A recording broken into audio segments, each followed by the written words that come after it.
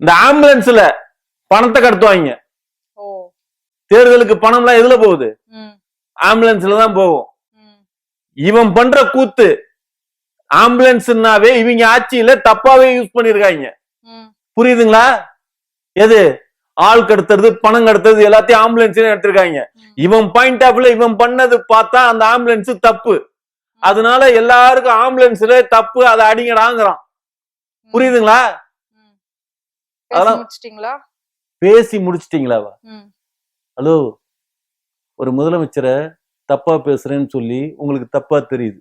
ம் உங்களுக்கு ஒரு விஷயம், இல்ல இப்ப உங்க டாபிக்கே எனக்கு என்னவோ தப்பா தெரியுது. ஏன்னா நம்ம எடப்பாடி இழுக்கவே இல்லையே. எடப்பாடி இழுக்கவே இல்லைன்னு இல்ல, எடப்பாடினாலதான் இவ்வளவு நடந்திருக்குதுங்கிறேன். புரியுதுங்களா? இன்னைக்கு தற்குறின்னு சுத்திட்டு இருக்காங்களே, இந்த தற்குறி எல்லாம் வளர்ந்து நிக்கிறதுக்கு காரணம் யாரு? யாரு? எல்லாம் எடப்பாடி தான். All pass. அதான். புரியுதுங்களா? இவ்வளவு வேலை செஞ்சுட்டு இந்த ஆம்புலன்ஸ் எல்லாம் நடத்திட்டு ஒண்ணு இல்லைங்க. ஆமா, ஜெயலலிதா ஊழல் வழக்கு தானே உள்ளார போனாங்க. ஆமா. ஆ? ம் குற்றம் நிரூபிக்கப்பட்டு ஊழல் வழக்கு ம் இல்ல செய்யலன்னு சொல்லி விடுதலையில வந்தாங்களா? இல்ல. ஆ? தண்டனையில இருக்கிறப்பே செத்துட்டாங்க. ஆமா. அந்த ஊழல்ல கூச்சி வச்ச சொத்தெல்லாம் எங்கடா இருக்குது? ம் எவன்கிட்ட இருக்குது? நியாயமான கேள்விதான். ஆ?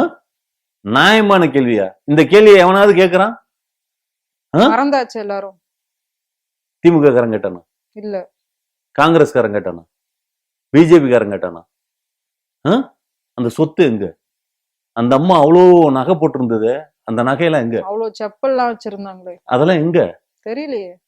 வளர்ப்பு புல்லுன்னு எடுத்து வளர்த்தாங்களே, ம் அங்க கொடுத்துட்டாங்களா? ம் ஆ?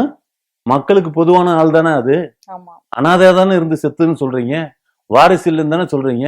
அதோட கணக்கு வழக்கெல்லாம் எங்க?